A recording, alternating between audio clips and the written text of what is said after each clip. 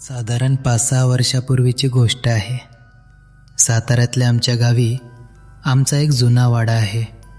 आजोबा वारल्यानंतर तो वाडा बराच काळ बंद होता. घरच्यांनी ठरवलं की आता तो वाडा रिनोव्हेट करायचा, म्हणून मी तिथे साफसफाईसाठी गेलो होतो. वाड्याच्या माळ्यावर खूप जुनं सामान पडलं होतं. तिथेच कोपऱ्यात धूळ खात पडलेली एक मोठी लोखंडी ट्रंक मला दिसली. ती ट्रंक साधी नव्हती. त्यावर पितळी नक्षीकाम होतं आणि तिला एक मोठं जड टाळं होतं. मित्रांनो, तुमच्याही घरी अशी एखादी जुनी पेटी किंवा कपाट असतं ना, ज्याबद्दल घरचे नेहमी म्हणतात की त्याला उघडू नकोस किंवा तिथे जाऊ नकोस. कुतूहल ही माणसाची सर्वात मोठी ताकद आहे आणि कधीकधी सर्वात मोठी चूकसुद्धा. आठवलं, लहानपणी माझे आजोबा म्हणायचे, ह्या ट्रंकमध्ये माझ्या घराण्याचं नशीब आहे, याला माझ्या पश्चातच हात लावा. मी ती ट्रंक ओढून बाहेर काढली. कसाबसा प्रयत्न करून ते जुनं टाळं तोडलं. मला वाटलं होतं त्यात सोन्या नाण्यांचे दागिने असतील, पण ट्रंक उघडल्यावर आत काय होतं माहिती आहे? फक्त एक जुनं लाकडी खेळण्यातलं बाळ आणि एक काळा दोरा. डोळ्यांच्या जागी 2 चमकणारे लाल दगड बसवले होते. ते खेळणं बघायला खूप गोंडस होतं, पण त्याला हात लावताच माझ्या अंगावर काटा आला. ते लाकूड असूनही माणसाच्या शरीरासारखं उबदार वाटत होतं.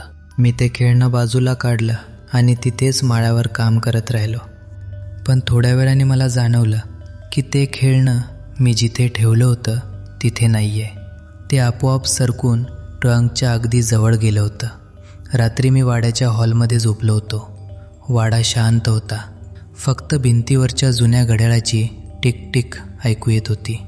अचानक मला माळ्यावरून काहीतरी घासल्याचा आवाज आला, जसं काही कोणीतरी लहान मूल रांगत खाली येतंय. मी डोळे घट्ट मिटून घेतले. मला वाटलं हा माझा भ्रम आहे, पण मग मला माझ्या पायापाशी काहीतरी मऊ स्पर्श जाणवला. मी टॉर्च लावला आणि पाहिलं. माझ्या पायाजवळ ते लाकडी बाळ पडलं होतं. आणि सर्वात भयानक गोष्ट म्हणजे त्या लाकडी चेहऱ्यावर आत्ता एक हसू होतं, जे मी दुपारी पाहिलं तेव्हा नव्हतं. मी रात्रभर देवाचं नाव घेत बसून राहिलो. सकाळी मी सरळ ती ट्रंक आणि ते खेळणं घेऊन गावाबाहेरच्या विहिरीत नेऊन टाकलं. घरी आल्यावर जेव्हा मी माझ्या वडिलांना हे सांगितलं तेव्हा ते पांढरे पडले. ते म्हणाले, तुझ्या आजोबांनी ते खेळणं बांधून ठेवलं होतं, कारण ते आमच्या घराण्याचं रक्षण करत होतं, पण त्यासाठी त्याला दर पौर्णिमेला रक्ताचा अभिषेक लागत असे. तू त्याला मुक्त केलंस. मित्रांनो, आजही जेव्हा मी माझ्या साताऱ्याच्या वाड्यात जातो तेव्हा मला असं वाटतं की माळ्यावरून कोणीतरी आजही रांगत खाली येतंय आणि आजही मला त्या लाकडी हातांचा स्पर्श माझ्या पायावर जाणवतो. तुम्हाला काय वाटतं? काही वस्तू खरोखरच जिवंत असू शकतात का?